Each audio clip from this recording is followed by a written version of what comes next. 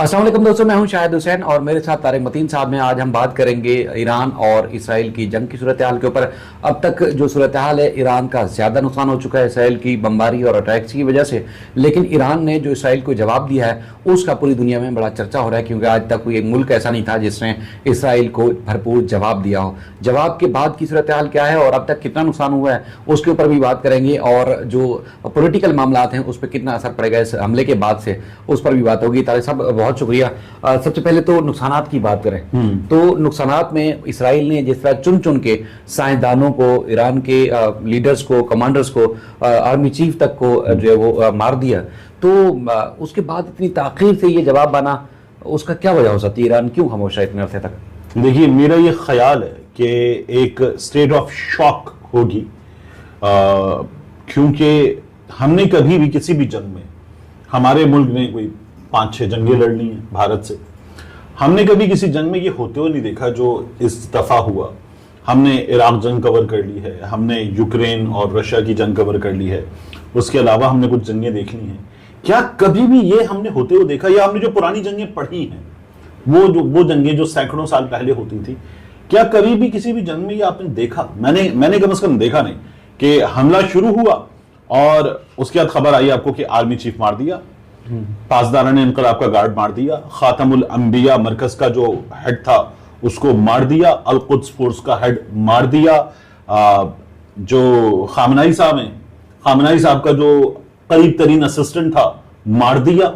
मतलब वो तो ऐसा लग रहा था कि जैसे चलते फिरते सामने थे कुछ असैसिन्स गए और उन्होंने जाके ठाई ठाई ठाई ठाई गोलियां मार दी। इस तरह से था, अजीबो गरीब, हैरानकुन था।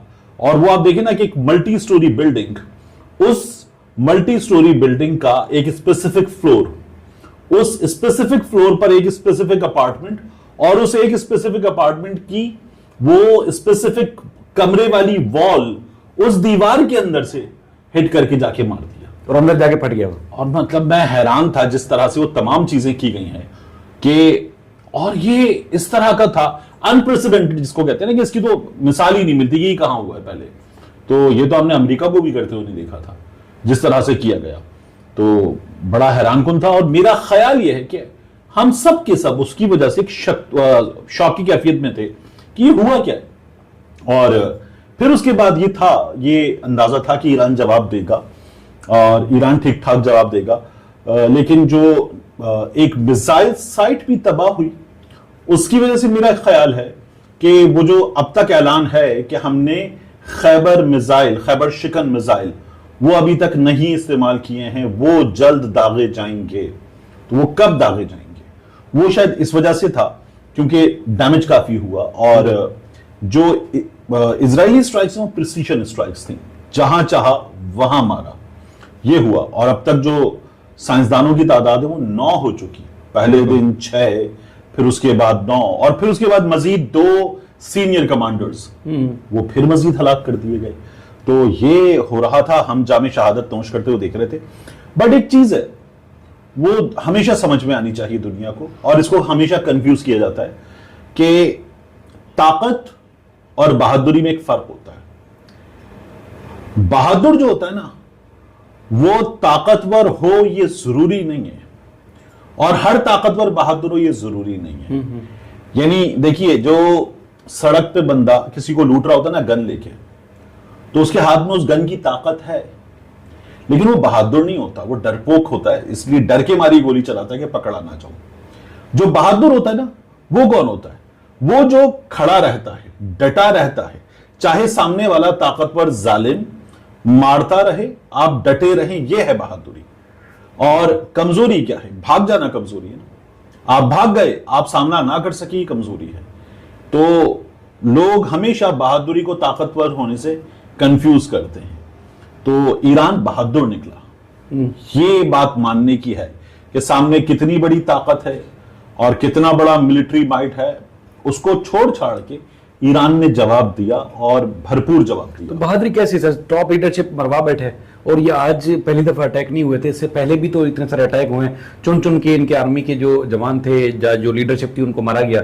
तो आज तो इंतहा हो गई थी, उसके बाद अगर अटैक किया तो वो बहादुरी कैसी हुई? देखिए, एक तो वो उस कैफियत में थे जो सही था कि हम बिगिन नहीं करना चाह रहे, इसलिए कि आप जो इल्जाम हम पे लगा रहे हैं कि हम जौहरी बम बनाकर बैठे हुए हैं, हम हथियार बनाकर बैठे हुए हैं, तो हम पुरअमन मकासद के लिए हैं और हम इन टॉक्स को भी ये चले, हम ये चाहते हैं। अब वो जो IAEA की इंटरनेशनल एटॉमिक एनर्जी एजेंसी की रिपोर्ट है, उस रिपोर्ट की रोशनी में करारदाद मंजूर हुई, उस मंजूर शुदा करारदाद की रोशनी में ये फैसला हुआ और इसराइल ये कर गुजरा। लेकिन मैं इसको बहादुरी क्यों कहता हूं? मैं इसको बहादुरी इसलिए कहता हूं, तो बहादुरी है आप उस तमाम तर ताकत के बावजूद भी लड़ें और अपने स्टैंड पर वहां पर कायम रहें, तो ये बहादुरी है। और इस बहादुरी का मुजाहिरा किया क्योंकि सामने कौन था? सामने सिर्फ इसराइल तो नहीं था, सामने सिर्फ आयरन डोम तो नहीं था, अमेरिका भी था, उसका जो थॉट सिस्टम है वो भी था, आयरन डोम भी था, थॉट भी था, और फिर उर्दून भी था, फिर उसके बाद मुस्लिम दुनिया के, मिडिल ईस्ट के वो बेशर्म ममालिक भी थे जो इसराइल का साथ दे रहे हैं। तो ये तमाम चीजें सामने थी, उसके बावजूद भी ईरान ने जवाब दिया इसराइल को, तो ये बहादुरी है और बाय ऑल मींस बहादुरी है। तारिक साहब, उसमें 3-4 मुल्कों का शुक्रिया भी अदा किया ईरान ने कि इस मौके पे जो है उन्होंने साथ दिया, पाकिस्तान का भी, इसी तरह चाइना का, रशिया का, सऊदी अलजायर का भी शुक्रिया अदा किया। लेकिन जो दूसरे ममालिक थे जो ईरान के मिसाइल या उनके ड्रोन्स जा रहे थे जो इसराइल को टारगेट करने के लिए, वो इसराइल को बचाने के लिए वो उनको रोक रहे थे। जैसे लबनान की बात आपके सामने, उर्दन में यही सब कुछ हुआ। तो वो उन मुल्कों को ईरान से क्या नफरत है, किस बात की नफरत है कि वो दुश्मनी किसी एक की जंग दूसरे मुल्क के साथ, तो ये बीच में क्यों आ रहा है?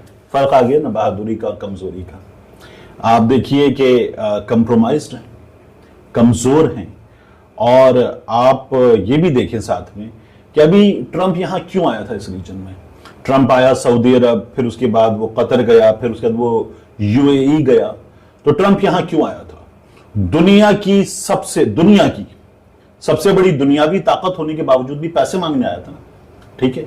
वहां जाके उसने बेशर्मों की तरह कहा इन लोगों में तो कोई सेंस ही नहीं है, इतने बड़े बड़े महल बनाए हुए, मेरा ट्रंप टावर इनसे अच्छा है, इन लोगों ने सोने के टॉयलेट्स बनाए हुए हैं, उससे पहले से हमारा एक फॉसेट था वो सोने का था।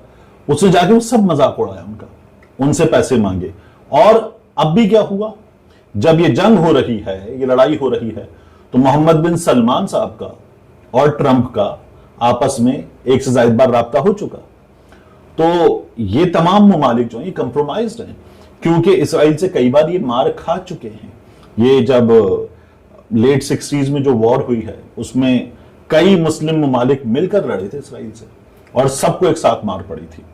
तो उसके बाद से इनको ये अंदाजा है कि इसराइल के पास टेक्नोलॉजी है, इसराइल के पास हथियार हैं, और इसराइल के पीछे अमेरिका, इसराइल के पास अमेरिका है, और अमेरिका की जरूरत इस रीजन के तमाम ममालिक को है।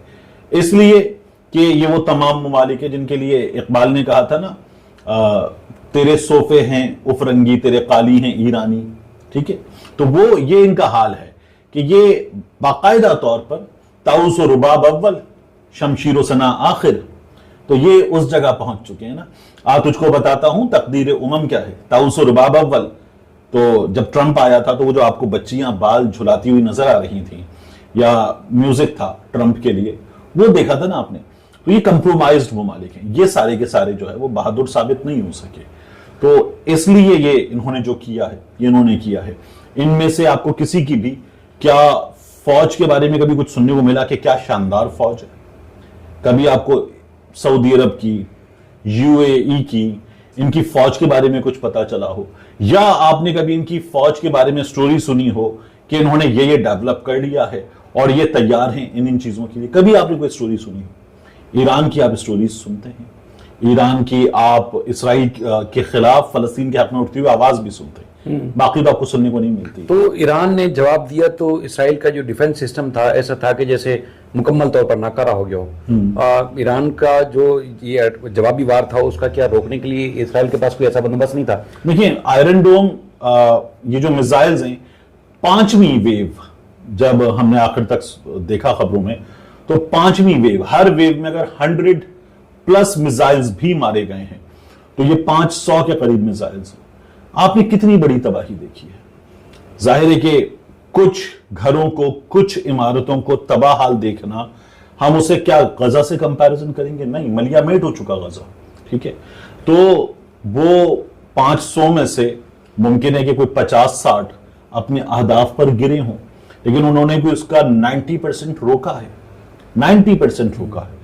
तो वो आयरन डोम काम कर रहा था। लेकिन अगर आप इजरायली शहरियों को देखें तो उन्होंने ये बताया कि ये तो हमें ह्यूमन शील्ड बनाकर बैठे हुए हैं, आबादी के दरमियान में से इनके आयरन डोम के मिसाइल्स उड़ रहे हैं, जो मिसाइल्स को न्यूट्रलाइज कर रहे हैं, खत्म कर रहे हैं, और ये अगर आकर उसको हिट करेंगे तो ये शहरियों को हिट करेंगे। तो ये तो हमारे दरमियान बैठकर ये सारा काम कर रहे हैं। इस बात पर इसराइल के शहरियों को एतराज था ना।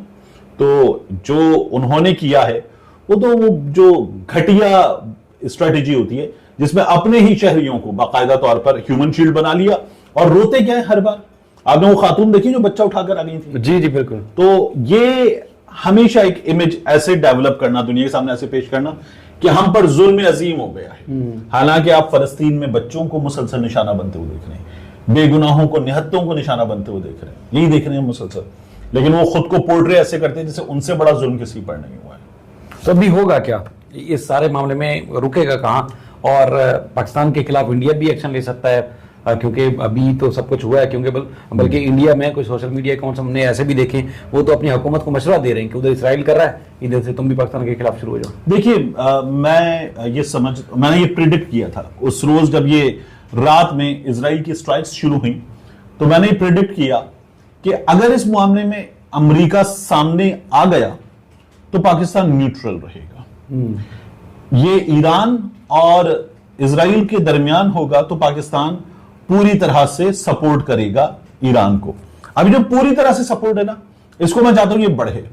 अभी हम डिप्लोमेटिकली सपोर्ट कर रहे हैं, हम ईरान के साथ हैं। ओके, कैसे? हमने बयान दे दिया, आर्टिकल 51 का हवाला दे दिया कि अक़वाम मुत्तहिदा के चार्टर के मुताबिक ईरान के पास सेल्फ डिफेंस का राइट है और हम इस राइट की हिमायत करते हैं। तो हम लफ्जों की हद तक ईरान के साथ हैं। क्या हम इससे आगे बढ़कर लॉजिस्टिकली ईरान के साथ होंगे, मिलिटरीली ईरान के साथ होंगे? हम कहेंगे ठीक है, हमारे तैयारे हाजिर है, उड़ाइए हम, बल्कि हमारे पायलट्स, हमारी तमाम सपोर्ट हाजिर है, मारते हैं मिलके। और मेरी तो ये ख्वाहिश होगी, बल्कि मुस्लिम दुनिया में तमाम लोगों की ख्वाहिश होगी कि मारें इसराइल को मिलके और हिट करें, क्योंकि जिस तरह का नस्ल कुशी का सिलसिला उसने शुरू किया और उस पर अमल कर गुजरा, तो इसराइल को खत्म करना, आलमी दहशतगर्द खत्म करना मेरी, आपकी, हम सबकी ख्वाहिश होगी। तो इस ख्वाहिश पर मैं तो कहूंगा आसिम मुनीर साहब जो हैं वो अमल करें, और जमात इस्लामी वाले जो बात बात पे आते हैं इमरान खान मुजम्मत कर दे, मतलब वो जेल में बैठा हुआ वो मुजम्मत कर दे, तो हाफिज नईमुर रहमान साहब, उनकी जमात जो है वो जिस तरह से पीछे पड़ती है, और वो क्या नाम है उनका, खादिम रिजवी साहब के साहबजादे, मैं भूल रहा हूं नाम, साद रिजवी साहब। साद रिजवी साहब भी बिल्कुल उसी तरह जिस तरह बाहर निकलते हैं, निकले और कहें कि आसिम मुनीर साहब से हम मुतालबा करते हैं कि साथ दें, बाकायदा बजोरे ताकत साथ दें ईरान का, और ये होना चाहिए। तो वफाकी हुकूमत ने तो वैसे सपोर्ट का ऐलान भी किया है बाकायदा। ख्वाजा आसिफ की स्पीच आपने सुनी होगी, वो तो अप्रिशिएट भी कर रहे हैं बाकायदा। देखिए, बात ये है कि वो सपोर्ट है कि शहजादे जीते छा गए। अब इससे आगे बढ़कर जो सपोर्ट है ना, वो ये होती है कि हम आपके साथ हैं, आपको जो चाहिए मिलेगा, आपको जो चाहिए मिलेगा, और अगर आपको जो चीजें चाहिए वो हमारे लोग ऑपरेट करें, आप ये चाहते हैं तो वो भी होगा। ये ऐलान चाहिए। मेरी तो ख्वाहिश है कि पाकिस्तान ये ऐलान करे, साथ देना ये है, और इस तरह से साथ दे पाकिस्तान। बिल्कुल। भारत तारिक भाई, आपका बेहद शुक्रिया। सूरत हाल ये है कि इस वक्त मुसलमान जितने भी मुल्क हैं उनमें सबसे ज़्यादा अगर कोई हीरो तस्वर किया जा रहा है तो वो ईरान है, क्योंकि 56 ममालिक खामोश है आज तक गजा के मामले के ऊपर, और ईरान ने अपने ऊपर हमले के बाद अगर जवाब दिया तो उसमें भी लोग जो है इमरान को बहुत ज़्यादा अप्रिशिएट कर रहे हैं और सपोर्ट भी कर रहे हैं। आगे सूरत हाल कहाँ जाती है इस बारे में तो नहीं कहा जा सकता, लेकिन जो ईरान के साथ हुआ है, जो ईरान में लीडरशिप को मारा गया, उनके जो टारगेट थे उनको मुकम्मल जो है अचीव करने के साथ साथ उनको निशान इबरत भी बनाया इसराइल की तरफ से, वो भी हैरान कुन है। क्योंकि आजकल की जदीद टेक्नोलॉजी के बारे में कहा जाता है कि जिस तरह ईरान दावा कर रहा था कि हमारे पास ये सब कुछ है, लेकिन उस तरह वो रोक नहीं पाया उन हमलों को। इस हवाले से भी काफ़ी सवाल उठाए जा रहे हैं। और खासतौर पर एक सवाल ये भी था कि आखिरकार एजेंट्स बिकाऊ माल ईरान की सरजमीन पर भी क्यों है? क्योंकि अब तक 5 जो एजेंट्स जो थे, इसराइली एजेंट्स मुबैना, उनको गिरफ्तार किया जा चुका है। तो टॉप लीडरशिप जो भी थी फौज की, ईरान की या साइंसदानों के साथ, वो भी एजेंट थी, क्योंकि वो तो इतलात है कि इंफॉर्मेशन जिस तरह की दी गई थी वो तो करीब तरीन लोग थे, खुफिया लोग थे, जो कि ईरान की एजेंसियों के अंदर काम कर रहे थे, वो इसराइल के लिए काम कर रहे थे। देखिए, खत्म करते करते हम आगे, बड़ा इंपॉर्टेंट है। मुसैलमा कज़्ज़ाब रसूलुल्लाह सल्लल्लाहु अलैहि वसल्लम के पर्दा फरमा जाने के बाद जो झूठा नबी सामने आया, एक से ज्यादा झूठे नबी सामने आए, तो मुसैलमा कज़्ज़ाब का साथ देने वाले भी कुछ लोग ऐसे थे ना, जो रसूलुल्लाह सल्लल्लाहु अलैहि वसल्लम की जिंदगी में उनके साथियों में थे, और कुछ लोग उसका साथ देने वालों में थे, मुनाफिकीन थे। और फिर आपको हनी मुसलमानों में ऐसे लोग नजर आए कि जिन्हें हमने मीर जाफर कहा, मीर सादिक कहा, और फिर हनी मुसलमानों में आपको हिस्ट्री में धड़ाधड़ मिसालें मिलती हैं कि कहाँ कहाँ अंदर से बाकायदा दीमक की तरह चाट खाया। तो ये हमारे यहाँ एक मसला है, ये कुछ उसी मसले की हमें एक नई शक्ल नजर आई है। बेहतरीन। चलें तारिक भाई, आपका बेहद शुक्रिया, देखने वालों का, सुनने वालों का बेहद शुक्रिया। अल्लाह हाफिज़।